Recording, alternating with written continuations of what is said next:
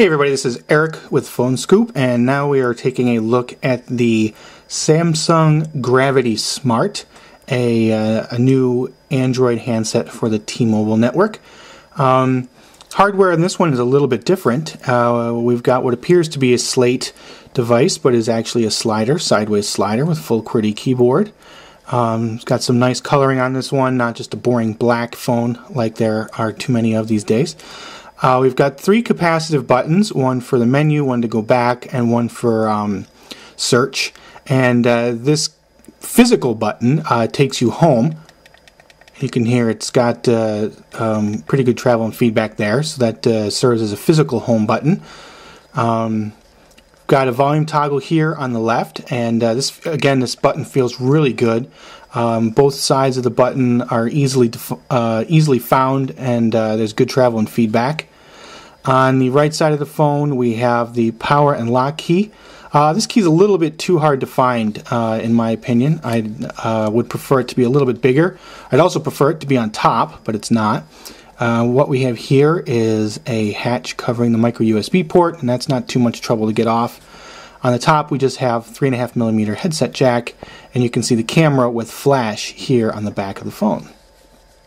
Spinning it back around to the front, we will slide it open, and now you can see the full QWERTY keyboard. We'll bring this in a little bit. And the keyboard is nice. It's got well-spaced keys. The keys have they're not flat. They've got a nice little mound to them. There's some very good definition on the keys. Even so, it's kind of hard to get that in profile. Keys have good travel and feedback.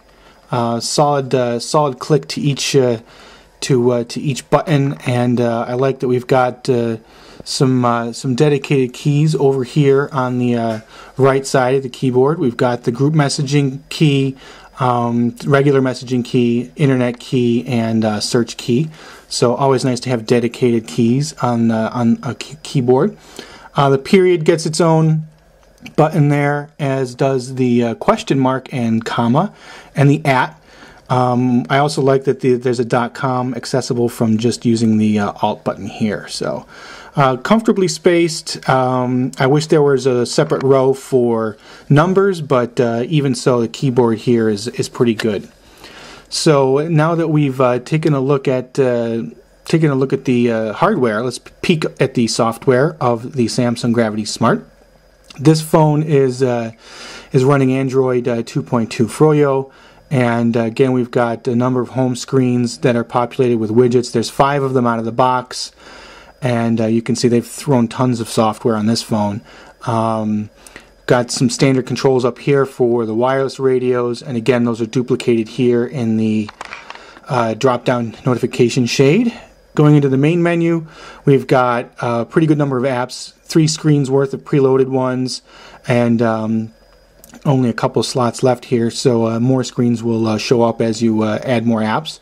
What types of applications are on here? Well, we've got games such as Bejeweled, we've got the T-Mobile app packs for downloading groups of applications. We've got Drive Smart, which is a parental monitoring tool to make sure you crazy kids aren't out there driving while talking on your phone. We've got Cloud Texting, which is a new application for setting up group messaging and group texting, and kind of storing all your messages and seeing how they all work.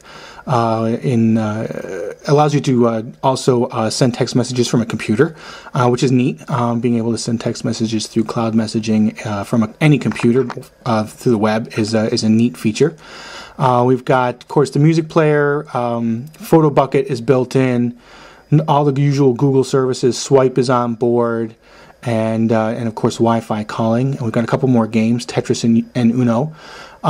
Performance is pretty good on the Gravity Smart. It's speedy, and you can see that the screens transition quickly here as I cycle through them, and the application menu opens swiftly.